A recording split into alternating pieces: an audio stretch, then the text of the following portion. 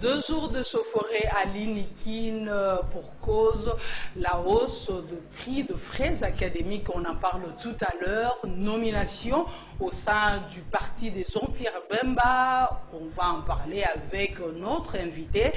Très chers téléspectateurs de Canal Congo Télévision, bienvenue au premier numéro de votre magazine Femmes aux multiples facettes, version 2020. Bonne année à vous. En tout cas, moi, Mimi Souloutete, je reçois aujourd'hui pour vous, dans ces premiers numéros, Maman Marie-Josée Bounsana, version 2020. Bonne année, maman, et bonjour. Bonjour Mimiche, bonne année à tous les téléspectateurs qui nous soutiennent, qui nous suivent. Et bonne année à CCTV, bonne année à toute l'équipe qui nous a accompagnés durant 2019 et bonne année à toi Mimiche et toute ta famille. Merci. Donc les bonnes choses, nous croyons que l'année 2020, comme a dit le président de la République, que c'est une année d'action. Voilà. Ben, nous croyons, nous allons voir ces actions et nous aussi également, nous déclarons que 2020 c'est une année d'action. Donc une année de prospérité pour nos entreprises, nos projets, et que Dieu bénisse 2020 pour les fils et filles du Congo. Merci beaucoup, Maman Bounsana. On dit encore bonne année. Vous imaginez comment, avec l'annonce de ces actions-là prononcées par le chef de l'État? Ben, nous croyons, mais ce qui est inquiétant, parce qu'il y a trop de promesses.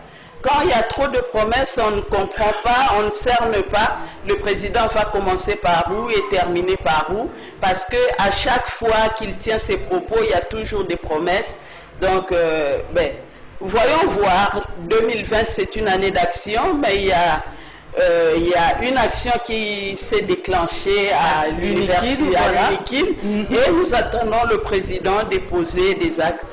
On en parle pour apaiser les étudiants. On en parle tout à l'heure avec l'histoire de l'Inikin. Ça continue, comme je l'ai annoncé, ça continue à barder à l'Inikin. En nomination, Maman Bounsana au sein de votre parti. Maintenant, c'est les tours de présidents fédéraux. On peut en savoir plus. C'est toujours pour préparer, pour redynamiser le parti ou préparer 2023. Oui, effectivement, le président a décidé de restructurer le parti. Voilà. Donc, ça ne veut pas dire que ceux qui sont partis n'étaient pas fameux, mais non, il fallait quand même changer, renouveler l'équipe. Là, ça renouvelle aussi les énergies. C'est pour cela qu'il y a maintenant, il y a quelques anciens qui sont restés. C'est seulement la ville-province de Kinshasa, les fédérations, les 9 fédérations de Kinshasa qui ont été retouchées, mais de l'intérieur attendent encore. Et cela, c'est pour renouveler les énergies, pour que nous soyons un peu plus efficaces, parce que nous préparons les échéances à venir. 2023, Ndemakambo, Maman Marie-Josée Bounsana, mais on n'a pas respecté la parité par rapport à la nomination de présidents fédéraux.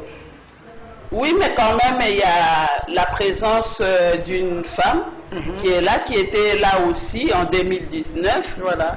Madame Bidia, que nous profitons de l'occasion aussi de féliciter. Cela, c'était dans la discrétion du chef, donc moi je ne peux pas discuter pourquoi il n'y a pas assez de femmes, c'est au chef lui-même d'apprécier, c'est lui-même qui a pris cette décision, mais nous avons quand même une femme qui a prouvé ses capacités, ses compétences, Madame Bidiakou, et nous la félicitons. Félicitations, madame. Peut-être ça viendra parce que ça continue. C'est le problème des femmes aussi, parce que les femmes ont des problèmes. C'est pour cela, nous, au cartel des femmes, nous formons les femmes pour que les femmes deviennent compétitives. Il y a d'autres femmes qui fuient des responsabilités. Donc, on peut appeler la femme, lui proposer un poste, mais elle n'est pas prête. Elle dit non, moi, je ne veux pas ce poste. Non, non, non. Il trouve que le poste est plus grand que Elle est ambitieuse, mais pour passer à l'action, c'est compliqué. Passer à l'action, prendre des responsabilités. Les femmes, souvent, elles sont résignantes. Voilà. Donc là, nous ne pouvons pas savoir pourquoi il n'y a pas eu sur 9 fédérations, il y a seulement une femme. Peut-être qu'on a convoqué les femmes, mais les femmes qui n'étaient pas prêtes à prendre ces fonctions. Donc c'est le chef qui connaît les raisons qui ont fait qu'il y ait seulement une seule femme. Donc nous souhaitons, c'est pas bonne chance à Madame Vidia.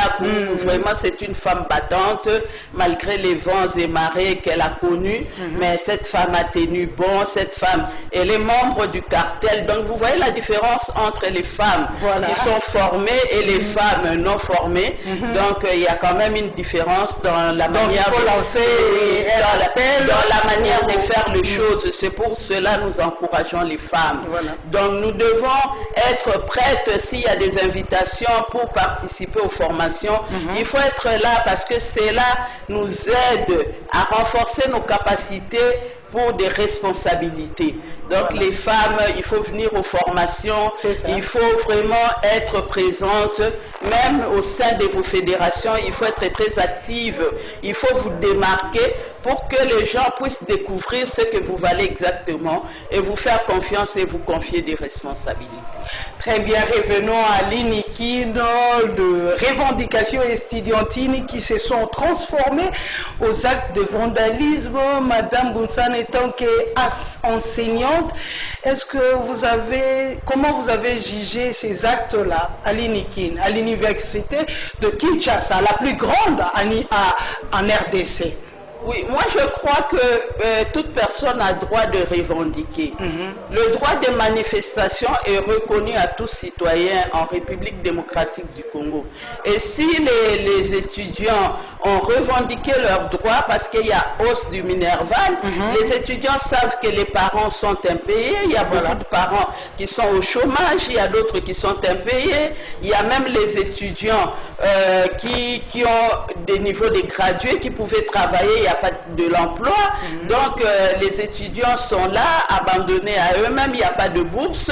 Et si à chaque fois on doit réajuster le taux du Minerval et le réajuster par rapport au taux du dollar, là ça ne va pas. Et s'il n'y avait pas, si on avait bien encadré cette activité, il n'y aurait pas de gaz, oui, il n'y aurait pas de casse, mais c'est parce qu'ils ont envoyé des personnes pour aller brimer, pour brutaliser les étudiants, et c'est vraiment dommage, c'est pénible, et c'est pour cela nous interpellons le président de la République. Président, il faut ouvrir l'œil et le bon. Tes alliés ne veulent pas que tu réussisses ton mandat. C'est pour cela qu'ils sont en train de te mettre des pots de bananes pour créer des incidents qui vont affaiblir ta gouvernance. Donc on ne peut pas dire que chasser les étudiants dans les auditoires pour que ces auditoires deviennent des maisons d'habitation. Parce que vous savez, dans les homes des étudiants à l'université de Kinshasa, vous allez voir des familles qui logent dans ces homes-là. C'est normal. Oui, et alors on se pose des questions, on dit, mais les homes sont transformés en maisons d'habitation, qui les a autorisés? Il n'y a pas de suivi. Mais non, mais parce que chacun des administrateurs, chacun des responsables met sa famille, ses connaissances, sa concubine. Donc là, au home des étudiants, il y a tout le monde qui est là. Et on dit que non, les étudiants, j'ai entendu quelqu'un dire au téléphone, ce jour-là j'étais sidéré, dire qu'il faut les chasser. Il faut un professeur d'université qui parlait à quelqu'un qui était de l'autre côté et dire à monsieur, oui, il faut déloger les étudiants parce qu'il y a beaucoup de koulouna étudiants. Non, il n'y a pas de koulouna étudiants. Les étudiants sont des personnes dignes, sont des personnes respectables et respectées, mais parce que les administrateurs, ceux qui gèrent les hommes, ils laissent le homme comme ça, les hommes sont mal entretenus et les hommes sont dans un état de délabrement total et personne c'est impossible. Moi je peux même pas passer 24 heures dans ces hommes-là parce qu'il y a la crasse et là où les chambres sont, il y a une chambre pour 3 personnes, il y a d'autres chambres, 2-3 chambres des étudiants transformées en maisons pour les familles qui sont sans abri. Et là, vraiment, c'est anormal. Le ministre devrait d'abord commencer par réhabiliter ces hommes-là, au lieu de prendre des décisions, de chasser, de déloger les étudiants et après de fermer l'université. Donc, lui, nous l'interpellons également parce que lui, c'est un parent aussi. Donc, ce que tu veux pas qu'on fasse pour toi, ni pour tes enfants, faut pas le faire non plus aux enfants des autres. Ce n'est pas parce que les autres sont sans voix, les autres n'ont pas de moyens de répliquer et que vous devriez prendre des mesures comme ça pour pouvoir à déclarer après que c'est une année blanche. Pendant qu'il y a d'autres qui n'ont pas de famille à Kinshasa, qui viennent des provinces. Et nous interpellons le président de la République parce que c'est lui qui doit veiller au bon fonctionnement des institutions, qu'il veille un peu sur ce qui s'est passé à l'UNIKID. C'était vraiment déplorable parce qu'il y a des images qui ont circulé où on voyait comment on maltraitait les étudiants, comment on les tabassait, comment on les piétinait. C'est vraiment anormal dans un pays qui se veut un pays d'un État de droit et démocrate et d'un État de droit. Et nous croyons que les choses vont revenir à l'ordre et que les étudiants vont rentrer dans leur home et ils vont vaquer à leurs occupations. On ne peut pas fermer l'université parce que les personnes ont revendiqué. D'ailleurs, nous proposons ceci. Moi, étant secrétaire national en charge de l'éducation, enseignement supérieur et universitaire et recherche scientifique, je suis en train de faire un projet où je propose que le Minerval soit identique pour toutes les facultés, parce qu'il y a des facultés qui sont à l'UNIKID, les options qui sont à l'UNIKID, qui sont dans d'autres universités aussi, et que le Minerval soit fixé en tenant compte de ces options, et que chaque département ait un Minerval, un taux de Minerval identique pour tous les étudiants. Il ne faut pas que ceux des autres institutions payent moins, ceux des autres institutions payent plus cher, et surtout qu'on sait que cet argent ne profite pas à la réhabilitation des infrastructures, c'est l'argent qui est, on ne sait pas destiné à quoi, c'est eux de nous dire la destination de cet argent. Parce que les étudiants, quand ils viennent, et s'il y a des examens, les étudiants doivent payer ceci, et il y a même des professeurs qui exigent, il faut l'achat du syllabus pour participer à son examen, et selon les moyens de l'étudiant, c'est lui qui achète les syllabus à plus de points, même s'il n'est pas intelligent. Et la conséquence, c'est ce qui fait qu'on a des étudiants qui ne savent ni lire ni écrire. Nous avons des étudiants à qui on ne peut même pas confier des responsabilités parce que dès l'école secondaire, la corruption s'est érigée en mode de gestion des écoles. Donc, celui qui donne plus, c'est à celui-là qu'on va attribuer des points. Il y a des points sexuellement transmissibles pour des filles qui n'ont pas de moyens. Donc, ils doivent donner quelque chose pour monter des classes. Et ensuite, on doit acheter les syllabus. Les syllabus à $10, $20. Et en plus, et en plus, il faut payer. On convoque les étudiants dans une salle fermée là pour exiger des sommes. Donc là, vraiment, c'est anormal. Et il faut dénoncer, je suis en train de dénoncer, c'est ce que je suis en train de faire. Je dénonce et nous demandons également aux autorités vraiment de prendre les mesures parce que c'est l'éducation, c'est même l'un des objectifs du développement durable d'ici 2030. Et nous, notre système éducatif a été détruit. Donc maintenant, c'est le temps, il est temps, président de la République.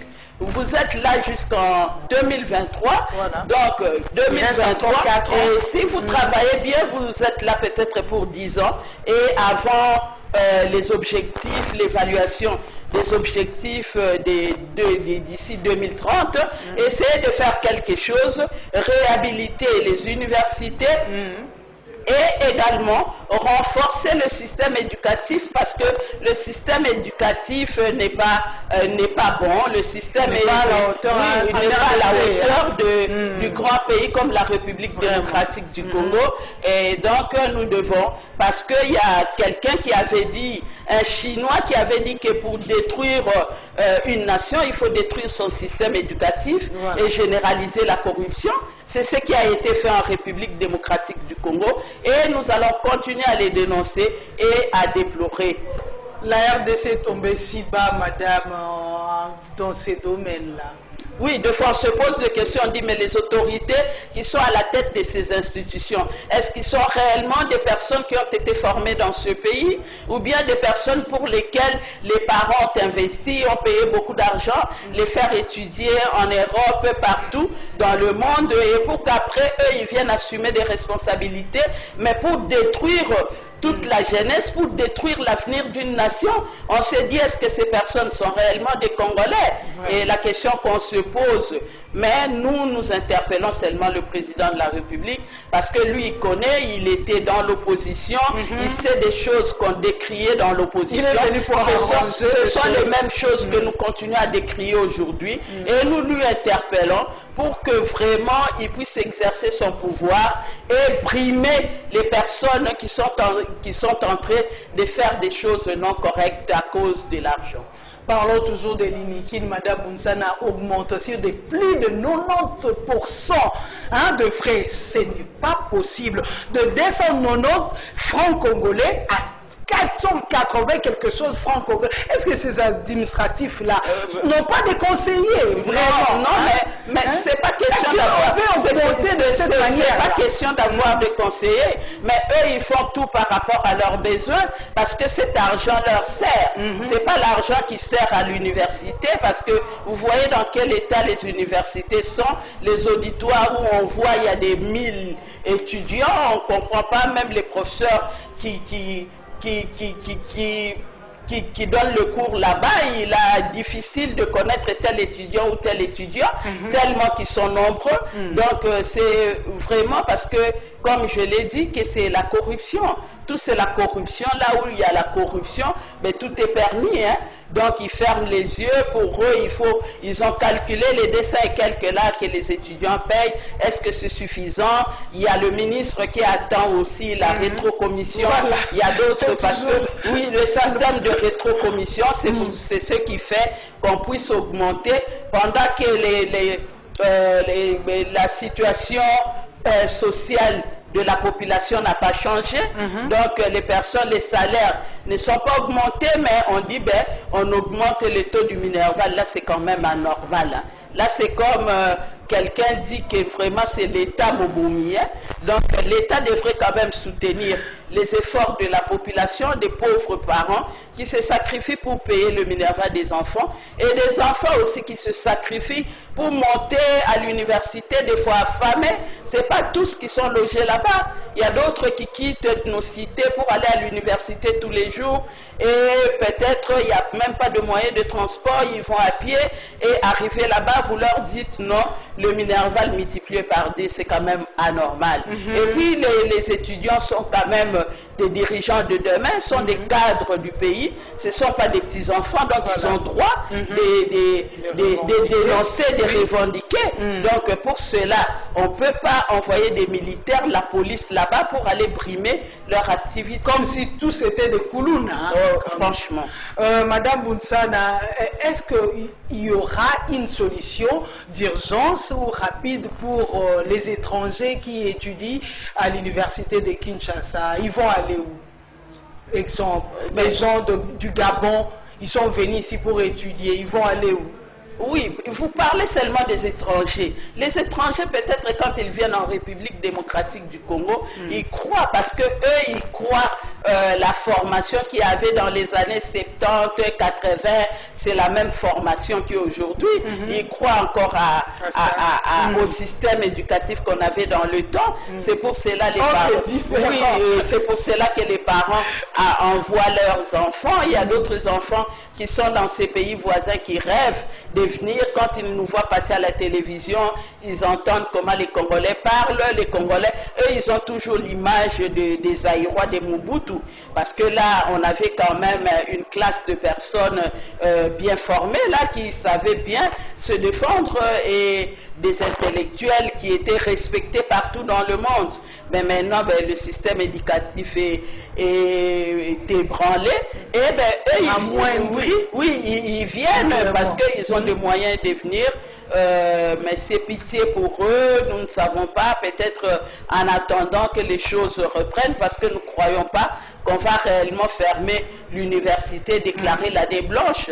Donc le président de la République, en tant que garant du bon fonctionnement des institutions, va prendre des mesures, va peser, parce que ce qui se fait là par les gens du FCC, c'est tendre, jeter des pots de banane pour que le président ne réussisse pas son mandat. Là où eux, ils ont échoué, ils veulent que l'opposition, le fils de celui qui a incarné l'opposition, puisse échouer également, pour que eux, ils ont un discours à vendre à la population congolaise, mais la population, dommage pour eux, parce que la population n'est pas dupe, donc la population sait ce qui se passe, mais nous voulons quand même le président, au lieu de promettre, de prendre des mesures concrètes et déposer vraiment des actes comme lui-même avait promis. Très bien, changeons de chapitre. Madame Bunsana Nemwandansemi s'est autoproclamé président fédéral de la République démocratique du Congo. C'est à rigoler, mais quand même... Président de la République fédérale. Voilà. Est-ce que vous pouvez analyser ces termes-là du président fédéral, président de la République fédérale? Vous pouvez analyser ça? Moi, ça m'a fait... on est en division, comme on rassembler tout le monde. Ça m'a fait marrer. On n'a pas compris. Moi, ça m'a fait marrer parce que j'ai dit, Nemwandansemi, c'est quelqu'un de chez moi, c'est quelqu'un de Louosi là-bas, c'est vraiment un aîné qu'on a toujours respecté, c'est quelqu'un de très intelligent. Mais qu'est-ce qui se passe? Nous ne comprenons pas ce qui lui vient en tête. Chacun a droit d'exprimer, d'émettre ses avis, mais nous voyons... Peut-être parce qu'il a dit que rien ne marche en RDC, je crois. Là seulement c'est pour attirer l'attention des gens, c'est seulement pour... c'est peut-être un discours pour vendre son image. C'est tout ce qui... moi, j'ai compris ça comme ça. C'est vraiment un discours démagogique parce que lui, il n'en a même pas le moyen. Et quand il dit au président Félix de venir faire la remise et reprise avec lui, moi, c'est vraiment rigolo. La sortie de son c'est rigolo. Et l'autre, là, dans 72 heures, doit quitter la République démocratique du Congo. C'est vraiment rigolo. Moi, je crois que, ou soit il est malade, excusez-moi le terme, ou soit ces questions seulement, il veut attirer l'attention, dire que je suis là aussi, considérez-moi, je suis là, ne croyez pas que rien ne marche, ne croyez pas que je ne suis pas là, mais moi je suis là. Mais qu'est-ce que lui, est-ce que lui vraiment il a des leçons à nous faire? Parce que lui il était parti pendant que les gens ont marché, les gens marchaient ici, les gens étaient contre le régime de fin de du sénateur à vie, et lui était parti au Congo central vouloir convaincre le peuple né-Congo vraiment qu'il vendait l'image du sénateur à vie, et là la population voulait le lapider. Il est sorti de là, caché, enfoui. Donc lui n'a pas de leçon à nous donner. Lui n'a pas de leçon à nous donner. Ce que moi j'ai compris personnellement, parce qu'il est là, personne ne parle de lui, et personne ne fait attention à lui. Donc peut-être pour créer un buzz, ben, c'est ce qu'il a fait. Il s'est déclaré président de la République fédérale, qui n'existe que dans son imaginaire. Ok, parlons affaire de 30 vaches. J'espère que vous êtes au courant de ça. Madame Bunzana, est-ce normal de prendre des engagements au nom de la République démocratique du Congo? Est-ce que ici, ces gens-là avaient vraiment besoin de ces 30 vaches pour offrir à l'enfant de James Kabaré? Non, lui, il n'a pas remis les 30 vaches au nom de la République.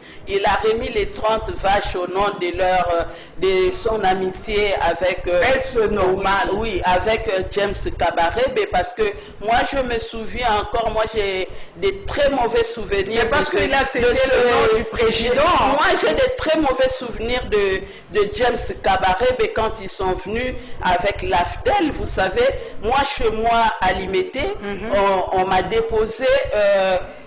10 militaires qu'on relayait tous les 48 heures pour prendre la maison. Ils étaient là, donc moi et mes enfants, on était traumatisés.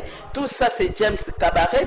Moi, j'ai un mauvais souvenir de ce James Kabaré, un Rwandais qui est venu imposer sa loi, son dictat.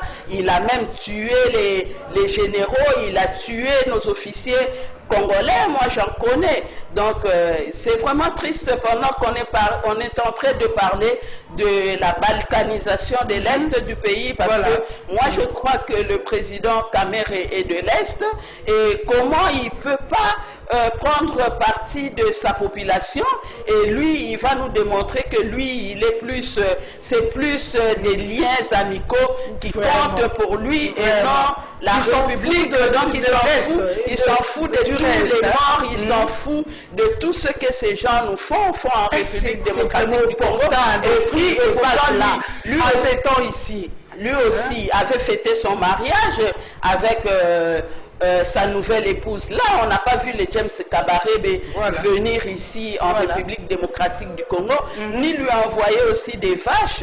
Donc, nous ne savons pas ce qui se passe dans la tête du président Vital Kamerhe. Pourtant, c'est quelqu'un que moi, je respectais. C'est quelqu'un vraiment sur qui je comptais. Je disais, la République a quand même des fils capables qui peuvent défendre la nation. Mais ce que le président Kamerhe est en train de faire, nous ne comprenons pas. Et c'est vraiment dommage. C'est comme on dit, derrière un grand homme, il y a une grande dame. Et moi, je crois, j'interpelle son épouse à bien jouer son rôle, parce que les dérapages que son mari est en train de faire, là, on ne reconnaît plus le président Kamerhe que nous avons connu. C'est que l'épouse ne joue pas convenablement son rôle d'épouse, parce qu'on dit derrière un grand homme. Grand parce que le grand, c'est pas par rapport à l'argent, le grand pas par rapport à ce que la personne connaît, à ce que la personne fait, mais c'est par rapport à son être, par rapport à ses comportements, par rapport aux valeurs que la personne a. Donc c'est ce qu'on dit derrière un grand homme par rapport aux valeurs. Donc c'est le rôle de l'épouse, parce qu'on dit derrière un grand homme, il y a une grande dame. Madame Amida, essayez de recadrer les choses. Vous êtes la première conseillère. Oui, parce que tu es la première conseillère. Tu es vraiment cette dame-là que nous croyons, la grande dame qui est derrière le président Vital Kamerhe, qui dérape maintenant, parce que nous on l'a connu, il ne s'est comporté pas comme ça, et aujourd'hui vraiment c'est la déception, la désolation pour nous qui l'avons toujours considéré. Et donc essayez un peu de jouer bien ton rôle, sinon ça ne va pas. Ils pouvaient le faire même en cachette, pas devant les caméras. Ça, c'est vraiment blesser les Congolais, madame. Oui, mais pendant qu'il y a des Congolais qui meurent de faim, il y a d'autres Congolais, ça fait des années, qui n'ont pas goûté même au poulet. Et toi, tu prends 30 vaches, mais ces 30 vaches, ils pouvaient bien les amener ici à Kinshasa, distribuer dans les orphelinats, les hommes des vieillards, et donner même dans son parti politique. Je ne crois pas les gens de l'UNC, tous sont riches, sont dans de bonnes conditions, sont payés. Je ne pense pas. Mais pourquoi exhiber ta richesse pendant que les enfants de ta maison ne mangent pas, les enfants de ta maison n'étudient pas, tu n'arrives même pas, toi, un père de famille, tu n'arrives même pas à payer le loyer, et là tu vas aller montrer aux voisins que toi tu les aimes, tu leur donnes des cadeaux. Mais là c'est aberrant, là c'est quand même insensé. Donc c'est vraiment dommage. Nous sommes presque à la fin, Madame Bounsana, les temps, c'est les temps. Parlons de l'écho du cartel de femmes, Madame Bounsana, les temps qui est présidente. Oui, à chaque fois, tu sais pas, Mimiche, quand tu parles du cartel, tu peux pas savoir comment ça me fait un grand plaisir. Vraiment. Tu sais, cette année, le cartel va totaliser ses 5 ans. Ah bon? Depuis que le cartel existe, et nous allons fêter, nous y préparons pour fêter les 5 années du cartel. C'est pas facile, moi en tant que présidente nationale, j'ai eu à gérer les femmes de la majorité au pouvoir et les femmes de l'opposition mises ensemble, mais nous avons cheminé et nous sommes là, le cartel vit. Nous allons tenir notre assemblée générale parce que nous avons deux assemblées générales annuelles. La première, c'est la dernière semaine du mois de janvier, donc nous aurons l'assemblée générale le 25 janvier et au début du mois de février, nous allons voyager pour le Katanga avec notre partenaire Conrad qui nous accompagne pour aller former les femmes du Katanga. Donc on va aller au Katanga former les femmes et ce 13 au 15, nous aurons une autre formation avec le partenaire NDI. Donc nous sommes vraiment, comme nous disons, les femmes politiques leaders actives. Effectivement, les femmes du cartel sont des leaders et nous sommes très actives. Nous demandons à toutes les femmes politiques de nous joindre, de venir, d'adhérer au cartel. Et là, elles ne seront pas dessus, elles seront bien formées. On va renforcer leurs capacités parce que nous voulons que les femmes accèdent au poste de commandement. Mais il ne faut pas n'importe quelle femme. Il faut que des femmes capables, des femmes qui pourront bien défendre la femme, et pas seulement la femme, mais la République. Mais donc, il faut une certaine capacité pour ces femmes-là, et nous les attendons, qu'elles viennent au cartel, et nous interpellons les femmes du Katanga qui nous suivent. Nous leur disons que nous venons, le cartel vient avec sa présidente nationale toujours active. Nous venons, nous venons avec le partenaire, nous venons avec Maman Kati Donja pour venir former les femmes du Katanga pour que ces femmes aussi deviennent des femmes leaders actives. C'était là votre dernier mot pour aujourd'hui. C'est terminé, c'est premier numéro de 2020, magazine Femmes aux multiples facettes. J'ai dit bonne année à Karine et Bébé, bonne année à Doudou Montiri, bonne année à Aleka Bongo, bonne année à Maman Claudine Loutete, Mireille Loutete, Tété Loutete, sans oublier bonne année à vous. Au revoir à vous aussi, nos très chers téléspectateurs. Ciao, ciao, à très bientôt. Merci.